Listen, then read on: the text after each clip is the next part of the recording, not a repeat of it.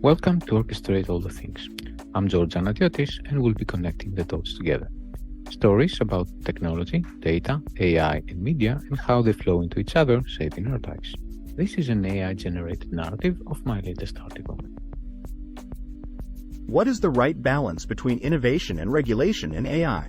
What AI model maker would take the risk to make any powerful model if they could be responsible for anything someone might possibly do with it? This question is posed by Daniel Jeffries, author, futurist, engineer, and systems architect. I've noticed some of Jeffries' recent shares about OpenAI, AI doomers, and upcoming regulation, most notably the EU AI Act. I've covered the EU AI Act, and generally consider it and its tiered approach a step in the right direction. I also thought that introducing the notion of general-purpose AI systems powered by foundation models made sense. As far as I understood, uses of the system may or may not be regulated, depending on how they are categorized. In addition, there are specific requirements for foundation models, including for things such as data governance and compute. That means foundation models can be evaluated and will probably converge towards compliance. In this post, Jeffries makes some good points about fearmongering and innovation. He also lays out a simple framework for regulation, which looks reasonable.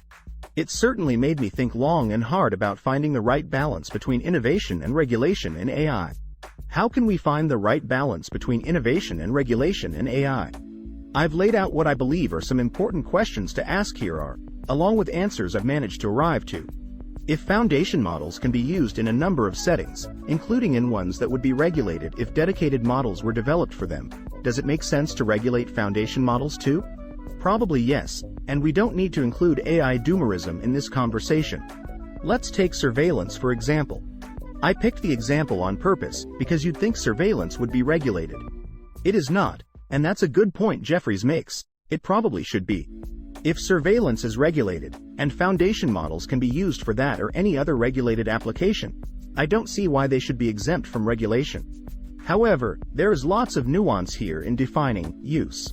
What is the threshold that distinguishes a foundation model from a non-foundation one? Capabilities, but it's not straightforward at all.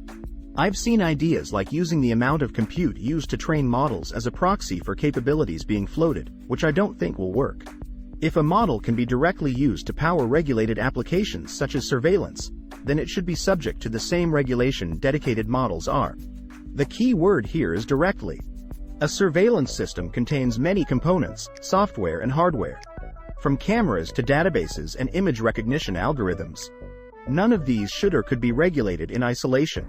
But if a model does have image recognition capabilities and can directly connect to a camera and a database and automate surveillance, then it makes sense to regulate it. Emphasis on *automate here. If foundation models are to be regulated, what type of oversight should be applied to them and how will it be enforced? High-risk systems seems about right. The EU AI Act originally adopted the definition proposed by the OECD WRT to what it applies to. The OECD defines an artificial intelligence (AI) system as a machine-based system that can, for a given set of human-defined objectives, make predictions, recommendations, or decisions influencing real or virtual environments. The OECD has issued a revised definition, but the emphasis remains on decisions. That is the whole point of specifically regulating AI systems, the automation part. A camera or a database can be used by people to make decisions. An AI system can make decisions autonomously. In the EU AI Act, AI systems are classified into 4 categories according to the perceived risk they pose. Unacceptable risk systems are banned entirely, although some exceptions apply. High-risk systems are subject to rules of traceability, transparency, and robustness. Low-risk systems require transparency on the part of the supplier. Minimal-risk systems for which no requirements are set. Requiring traceability, transparency, and robustness from foundation models seems reasonable. Stanford researchers have evaluated foundation model providers like OpenAI and Google for their compliance with the EU AI Act, so we have an idea of what this would look like in practice. It does not look like asking foundation model developers to provide this information would impose excessive overhead or stifle competition. But it does look like having them comply with these requirements would create a level playing field and benefit everyone using them directly or indirectly. Should there be a distinction between regulating big tech models versus open source models? Probably not, counterintuitive as it may seem. First, because it's hard to draw a line. Case in point. Does OpenAI count as big tech, for example? Second, because big tech, open source and innovation are not mutually exclusive. Case in point. Meta, IBM and the newly announced AI Alliance. Third, because open source is also a nuanced concept. Case in point. Llama and AI model weights. The question of whether governments should regulate open foundation models and how to do so is the key to finding the right balance between innovation and regulation in AI. This is the first in series of short posts about important questions posed by people who think deep and far about technology and its impact, focusing on AI in particular.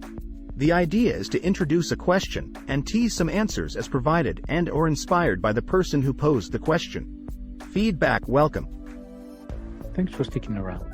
For more stories like this, check the link in bio and follow Link Data Orchestration.